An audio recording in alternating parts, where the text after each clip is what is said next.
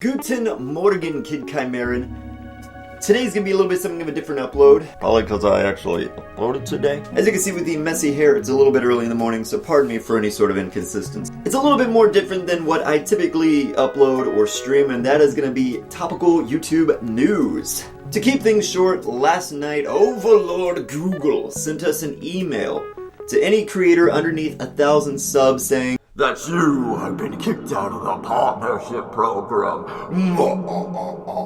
Which to some people are like, oh god, save me and my potato farm. Or probably something like that. As somebody who's affected, more than likely like you, I have a couple solutions that we can have here. If you'll have me, that is. Trust me. You see this thing right here? This is from a lot of overthinking. I put some face nipple thought into this. You're welcome. First and foremost, let me address this with a blanket statement. There is nothing to be worried about. Unless you have over 1,000 subs. If you are under 1,000 subs, you are, much like me, not making a buck on anything that you even put out. Usually channels with at least one video, 2 video, 3 video, with over 10,000 views can easily pull 1,000 subs. And even then, if that gets monetized, that's only $10. Which, why I haven't yet? Well, but running ads when you're dirt small or smaller than dirt or microscopic, at least compared to the Paul oligarchy that we have been subject to for the past year, running ads when you're as small as you or I means that you're kind of alienating a future fan base that you have just for like a few cents, really. It honestly isn't worth much monetizing your vids when you're not really getting much out of it. Now, for those with over 1,000 subs, 4,000 watch hours is quite a bit, especially when you upload once a month. Once a month, that's even too much work for me. I joke, but people put some serious time and effort into one video that they can release once a month between jobs, between family, between friends.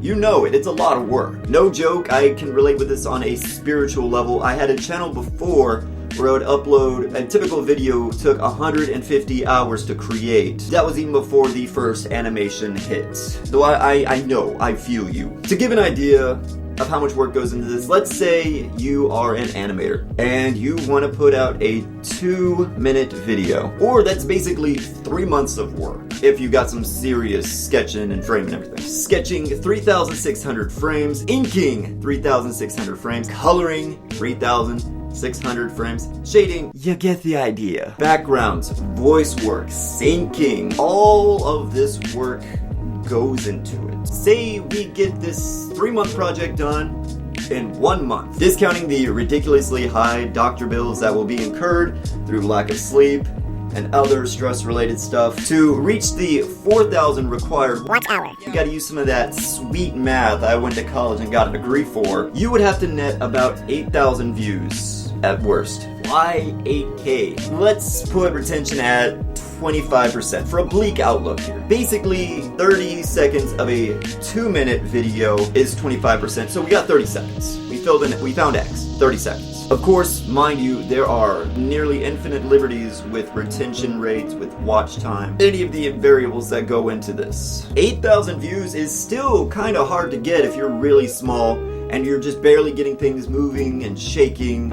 So it's a bit of work. And given that the fact that it's your one shot a month to reach these views, the pressure is on. This high level of work gives animation and other cinematic work a high barrier of entry, decentivizing young creators away from that and kind of leading into a little bit more unsavory YouTube content. If you or someone you know falls into this category, over 1,000 subs and less than 4,000 watch hours, I have a couple tips, if you don't mind. Friendly tip number 1, live stream! As someone who, back when I could, live stream daily, I net over 4,000 watch minutes in just a few streams. Mind you, I was only about 400 subs at the time, meaning that you more than likely have larger pool than I did at the time, which honestly is not much different than it is now. Some people spend hours of their time grinding and working, so why not stream it? Being consistent with your streams lets you get to know your audience a bit better, and then also even develop a new audience in a way, because that's what YouTube wants out of us. All you really need is the mic that you more than likely have, a screen capture software like OBS or XSplit, time to be able to actually find a decent stream time, as well as control the audio in your area, and of course a stable internet connection. Well, that last one might be a little difficult for some of us. Or all of us if Mr. Pie's wild ride comes true very soon. Friendly tip number 2! Bail! Frick frackin' Twitch gets better every single day, yo. Wait. You're wondering why I can't say on here? Didn't you know that Google actively looks into the metadata that goes into every single video, including closed captioning? And don't you think that they would demonetize somebody who's advertising a competitor? Side note, did you know one of my favorite books of all time is 1984? Nah, but the other site actually has a small feature that really kind of went unnoticed when it came out about a year ago.